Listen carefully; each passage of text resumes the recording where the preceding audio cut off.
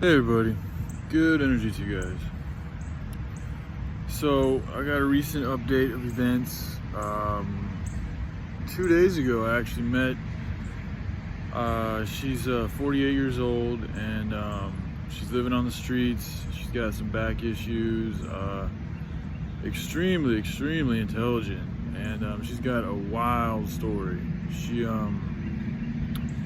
I spent a couple hours just listening to her talk about her life, and I mean, she told me that she knows celebrities all the way from Bruce Willis to Chris Christopherson to Elvis Presley to Chris Cornell, Leonardo DiCaprio. I mean, the list goes on and on and on and on. And supposedly she's from she was aborted, and then her mother, who, she was told was her mother, really wasn't her mother, and some wild shit, some very wild, crazy stories she told me about. She saved somebody. Excuse me. She didn't save somebody, she saved a whole airplane because for whatever reason somebody fired a gun in the airplane and fucking one of the windows popped open or something like that, and because of that, and the way, with aerodynamics and how all that works, they're going to do a tailspin because you have a fucking draft of air now exposed in the fuselage that's going to turn the airplane this way. So, the way to counter it would be to open up the other door. These are what she told me, and when she told me, I was like, wow, I could perhaps see that, making sense, just based on how physics works and countering things. And like in a boat or a canoe, you paddle one way and fucking you turn this way, you paddle the other way, and it levels you out. Anyhow, and she ended up landing the whole fucking plane and everything, and she didn't even want any gratitude or anything like that. She just wanted to smoke a cigarette. And then I guess she sees some dude, some younger guy, running over, I guess in their direction, with his tongue out and his eyes all super open and wide, and he's just running and running and running, and then all of a sudden he runs right into razor wire. And it literally, in the movies, if you've seen the movie It or Saw, or I don't know which one it is, but I guess the way she explained it was his body literally fell to pieces in front of her very eyes, and blood dripping from this razor wire fence that apparently was invisible. I'm not sure. Yeah, very gnarly story. She's got a very traumatic past. And so, since meeting her, the first day I met her, she told me her situation, and she didn't have anywhere else to go, and I could tell she was kind of worried, and I come to find out she's had issues in Gainesville before, at nighttime, especially with dudes, and she has been raped before. So, the other day I was super fucking beat, and I would just come and check on her every hour to make sure she's okay, and she supposedly had a friend that was going to come pick her up. The friend didn't pick her up. So she spent the night at the library the night before, and then I saw her in the morning, and because she's got back issues, I've just been helping go get what she needs, because she's got, she has a little bit of cash, so I went and got her breakfast, and just various other things, dinner last night and shit like that. And then last night she ended up sleeping, at my spot just next to me, and it's just crazy. She really does have a fear. She's been targeted. I've been talking about how the other dude I talked about a week ago or so, or however long it's been, him being a targeted individual. And now I'm coming across this person who's also claiming to be she didn't claim to be, but what she's telling me sounds like she's also a targeted individual. She was trying to ride the bus, and she had a bunch of stuff on. It was hot, so she was sweating, and you get fucking dizzy sometimes in the hot and the sweat, and she does.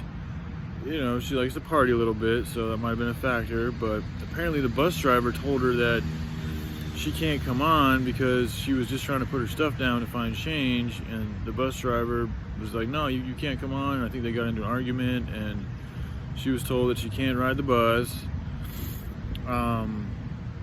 Just shit like that. She was just staying with people who were supposed to be her friends, but they're also stealing her computer and trying to steal her shit. Now, all this stuff, karma, we all get what's coming to us. So, I haven't yet, asked her, some of the shit that she's done,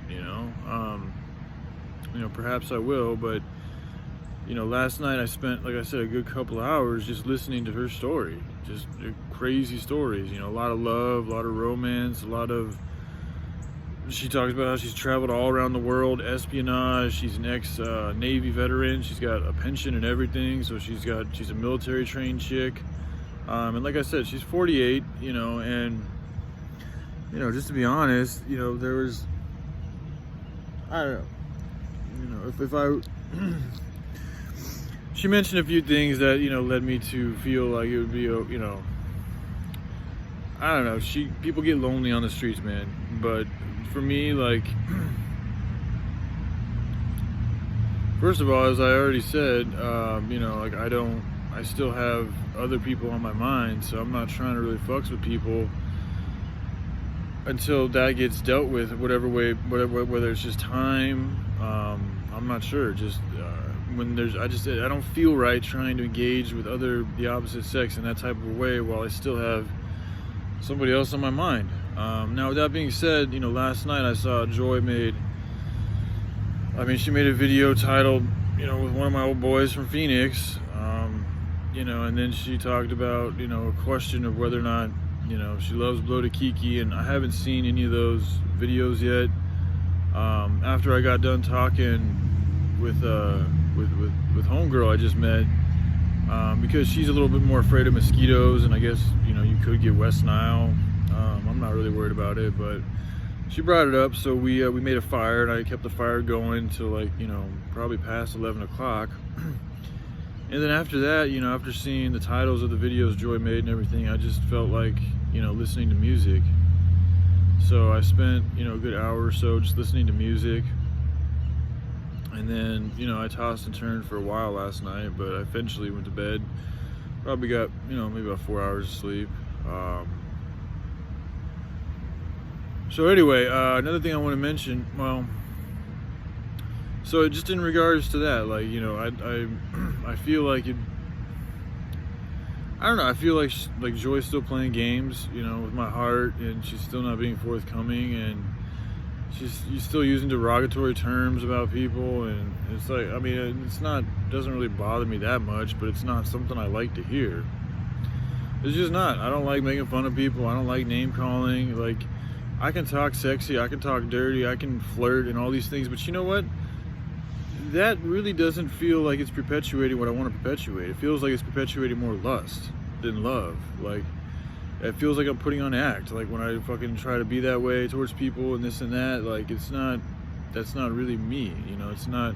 Sometimes, like, I find the way I feel the best and the way things seems to work the best with others and the environment I'm in is when it just comes naturally, not when I'm trying to, like, put on some type of fucking persona or fucking swag or use certain fucking words a certain way to get a certain effect. Like, that's all preemptive, premeditative fucking, design. It's not really going with the natural flow of things. And I'm not really looking for a chick that's just down to fuck, sex is great, but part of me does sometimes feel like Joy has put such a huge emphasis on sex, and that being just a very vital part of a relationship. And it is, but it's definitely not everything. It's definitely not everything. If you're trying to live with somebody for the rest of your life, like, if you don't have other things that are, countering or, complementing that sex. Do I have something on my beard? Then I don't think it's going to last long. I think eventually that sex is going to get boring and you're going to want to find different sexual partners. That's just me. I want somebody that I can create with. I want somebody that I can work with. I want somebody that I can talk with about various subjects. I want somebody I can go on adventures with. I want somebody that I can do shit with. And then y'all have fucking sex, and it's great sex because not only are you having sex with each other, but you also have that collective memory and experience of those moments that y'all share with each other. So then that goes into the overall moments and the ecstasy that comes forth. So, I don't know. I didn't sleep very well last night, so I'm in kind of a strange mood. And again, I haven't been in a relationship in like over 15 years. So, like, part of me is just like, I don't know, man. Part of me feels like maybe it's not supposed to be for me. Maybe I'm supposed to just be fucking alone and do this mission and move on. And part of me is okay with that. But another part of me is like, no, dude, you fucking, there's a girl out there, there's a woman out there for you, you know? And part of me still thinks it might be Joy, but another part of me is like, I don't know. I don't know these things. It's not up to me, really, you know? Things are already destined to be as they're destined to be. There's already an ebb and flow to everything. So, but one thing I do know is I don't like the games I think she's playing. I don't like the name calling, and I also know that she has my phone number, so if she really wants to contact me, she knows how to. And I do think she feeds off of the drama of YouTube, and I'm not trying to perpetuate that shit anymore.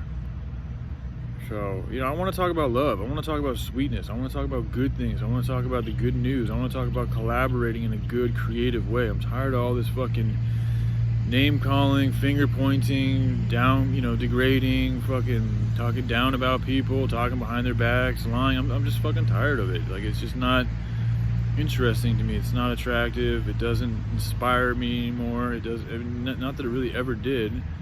There was a time when she talked in a certain way that kind of was like, okay, I need to get my shit together. But, you know, that was months ago. And to be honest, my shit, even though I'm homeless and everything, like, I'm able to take care of myself.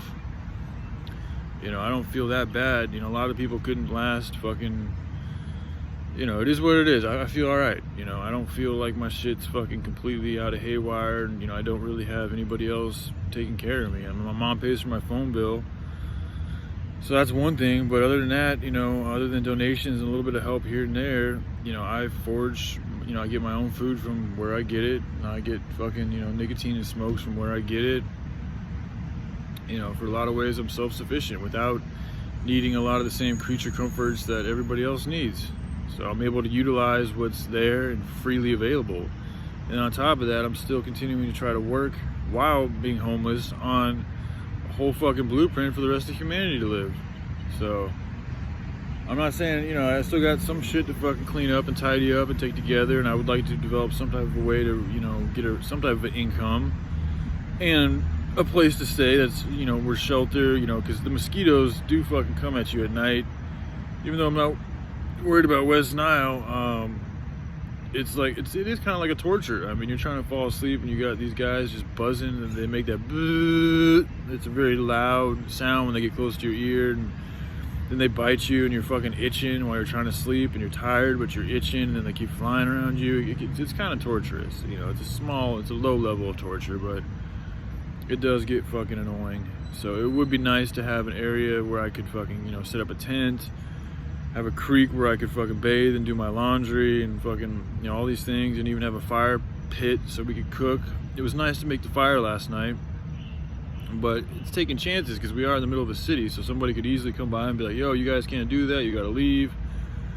So it'd be nice to have an area where, you know, we could be allowed to have a fire and a camp and all this shit.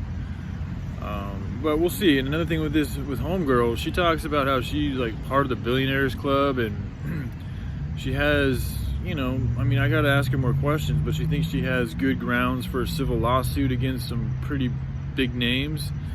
So I told her I'd help her. First, we got to get her food card because she left her food card at a friend's house. So we're gonna try to help her get her food card, and then I'm gonna try to help her connect with some of her extended family and immediate family and friends and whoever else, you know, because she says she knows a lot of people with a lot of money.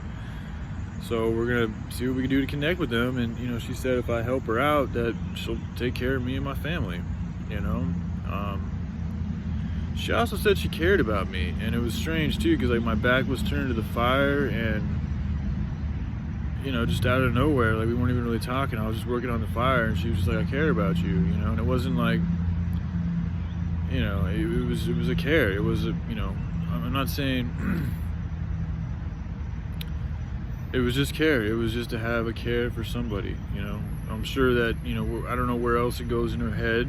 You know, I have intuitions that tell me certain things, but beyond that, it was more of just like a taking care of another human being. Like that seemed to be the most pertinent thing going between our relationship right now, was just to help take care of each other and provide company for each other. And, you know, she needs protection, so I can, you know, it gives me something to do. You know, I've got some food, I'm gonna go bring her back, and, You know, she's got back problems, so she can't walk very far. So it gives me, you know, a good reason to use my body to fucking, for something, you know, for people who don't have the same type of ability that I have with my body. So it's a win-win, because she's also got a little bit of resources, so it helps out. But another thing too, if y'all are still watching, if you could donate to my PayPal, I'm not sure what the minimum amount is. It's probably like $2 or something. I'm not sure. But Zachary, thank you again for the donation. However, I'm not able to access it because it was only 89 cents, and every time I try it says it's not the minimum requirement. So just a heads up, if y'all do choose to donate to my PayPal, if it's not, I don't even know what the minimum, I should have looked it up before I made this video, but if it's not above the minimum amount, I'm not able to access it into my bank. So I can't use it because I'm on the streets right now. Like, I don't have any money saved up other than that 89 cents. So, all right, I just want to share that with y'all, and all right, I love you guys. Y'all take care, all right? Bye.